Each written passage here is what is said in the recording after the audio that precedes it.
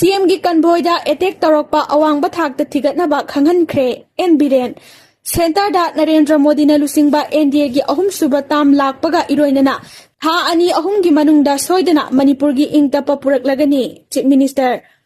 tha asigi tarada Imphal Jiribam lambi gi Kotlen manak Tilaijang khulmapada CM gi advance convoy da militant singna attack chathariba thawong adu pangdaba amadi ikai ningai oiba thawdok amani thawdok asi awangba thakta thigatnaba khanghankhre haina Chief Minister Nongthombam Birena phongdokre India Today TV na lauba interview amada Chief Minister na hai convoy da attack torokhiba thawdok adu yamne ikai ningai ni thawdok asigi matangda awangba thakta thigatnaba Chief Secretary da khanghankhre Imphal Jiribam lambi da numit adu da Chief Minister gi advance convoy team ama chatkani habasi matau karamna khangbano habasi gi matangda maru oina thigat kadabani haina phongdokhi Imphal Jiribam lambi da Chief Minister gi advance convoy Military chingava singna attack satharakhiba adu da driver ama nomaina panduna asok apanangkhibani tha asigi taruktagi Jiribam da kanglupki irang tholakpadagi Chief Minister na district asida chatuna yengsinana ba Chief Minister gi khongchat mangoinana convoy team adu Imphal Jiribam lambi da Jiribam tamna chatpagi lambi da attack adu chatharakhibani Panbayabadi mamang sahi Englising ani kulhumdagi me ahumdagi Manipur da kuki amasung maitai ani gi marakta lan tholakpadagi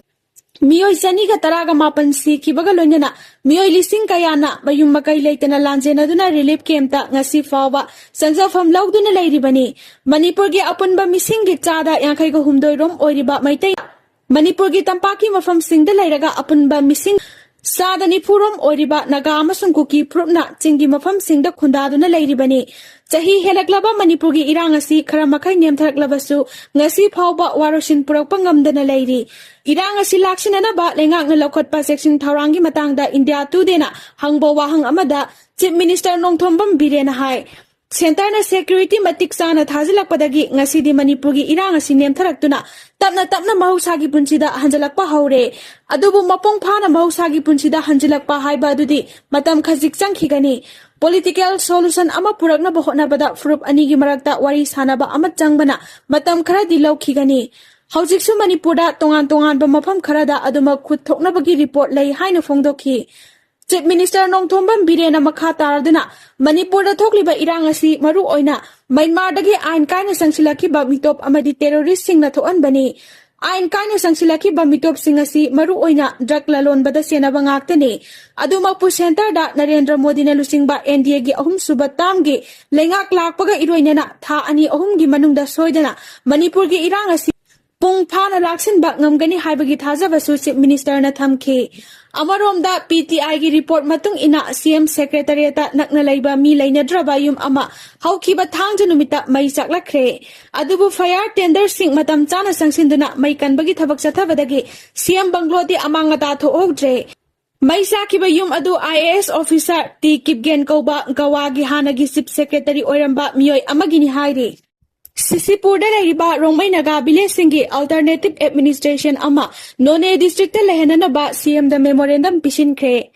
Churasampur District ki manung da laiba Rongmai Naga Bilesingi oiba Alternative Administration ama None District lehenana ba amadi Kangpopi District ki manung chaliba National Highway 37 Imphal Jiribam lambi paring da khundariba Rongmai Naga Bilesing asi None District ki manung chalhanana ba Rongmai Naga Council Manipur te phe Longren Chief or Chairman Association Tepe Longren Kangpopi and Churasampur amadi Rongmai Naga Students Organization Manipur RMSOM na Chief Minister Nongthombam Birenda memorandum ama pishinkre hairi Ngarang athengbada Chief Minister Secretariat hairiba lupsing asigi mihut singna Chief Minister ga unaduna Rongmai Naga miyamna thengnariba awaba khudong chadaba kayagi matangda wafam kaya phongdokhi Chahi amaga tha ama helaklaba Manipur gi irang asina maram oiraga Churasampur amasung Kangpopi district khundariba Rongmai Naga singna awaba khudong chadaba kaya mayoknabagi mathakta hariba district ani asida Naga singna sathok chasin tawbada yamna toina sek tawba kihan khanganbana singba thawong kaya mayoknari loinana MGNREGA NFSA PMJAY Angalwadi